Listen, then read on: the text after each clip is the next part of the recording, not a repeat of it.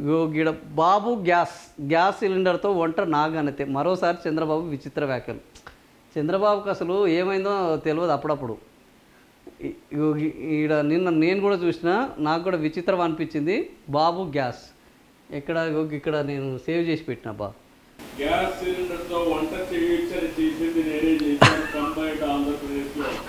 Gas సిలిండర్తో వంట చేయొచ్చని చేసింది నేనే చేశాను. ప్రపంచంలో ఈయనకు ఉన్న రోగం ఏదో ఇప్పటికి అర్థమవుతలేదు. ఓ డాక్టర్లకు అంతు చిక్కని ఒక రోగం వచ్చింది పాపం చంద్రబాబుకు. గ్యాస్ వచ్చిందంటే అది నేనే తయారు చేసిన అంటాడు, నేనే చెప్పిన అంటాడు. కంప్యూటర్ వచ్చిందంటే దాన్ని నేనే తయారు చేసి అంటాడు. సెల్ ఫోన్ వచ్చిందంటే నేనే తయారు చేసి అంటాడు. హైదరాబాద్కి నేనే పునాది వేసిన, హైదరాబాద్కి నేనే ముగ్గు పోసిన అంటాడు. అసలు ఆయనకు వచ్చిన రోగం ఏందో అర్థమవుతలేదు. బాబు గ్యాస్, అరే గ్యాస్ కొడుతున్నారంటారు కానీ ఈ గ్యాస్ని అయితే ఇంకెక్కడ చూడలేదు. ఎల్పిజి దొరకకపోయినా చంద్రబాబు మాత్రం గ్యాస్ తగ్గట్లేదు.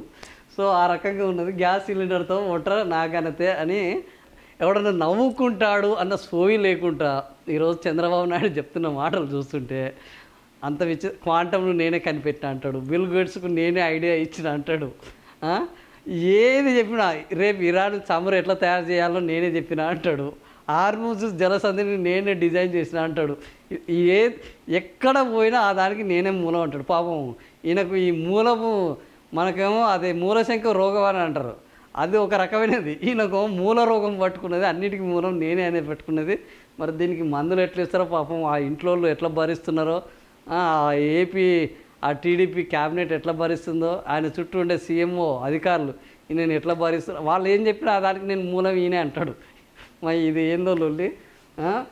ఇప్పుడు జగన్ తయారు చేసిన అన్నిటికీ కూడా నేనే మూలం అని చెప్తున్నాడు పాపం. ఆయన ఎయిర్పోర్ట్లను కష్టపడి తీసుకొస్తే వాటికి నేనే మూలం అంటాడు.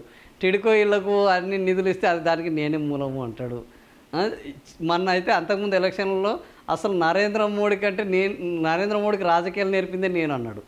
ఇక ఆ తర్వాత నరేంద్ర మోడీ దగ్గర పోయి ఇప్పుడు తప్పని పరిస్థితులు ఆయన పొగుడుతున్నాడు. కానీ లేకపోతే ఏదో రోజు మళ్ళీ కూడా నరేంద్ర మోడీకి ఈ కూటమి బలంగా ఉండడానికి సలహాలు ఇచ్చింది నేనే అంటాడు, అందులో డౌటే లేదు. ఆ రకంగా గ్యాస్ కొట్టడంలో చంద్రబాబును మించినది తయారైతలేడు. మరి గ్యాస్ సరే, గ్యాస్ ఎట్లా వండుకోవాలని చెప్పింది నువ్వే, మేము ఒప్పుకుంటాం. ఇక నీ అంత ఆవిష్కర్త, నీ అంత శాస్త్రవేత్త ఇవ్వలేడు. కానీ ఆ జనాలకు గ్యాస్ వచ్చేటట్టు చూడు నాయన. గ్యాస్ కష్టాలు గ్యాస్ దొరకక హోటల్ అన్నీ మూతపడుతున్నాయి.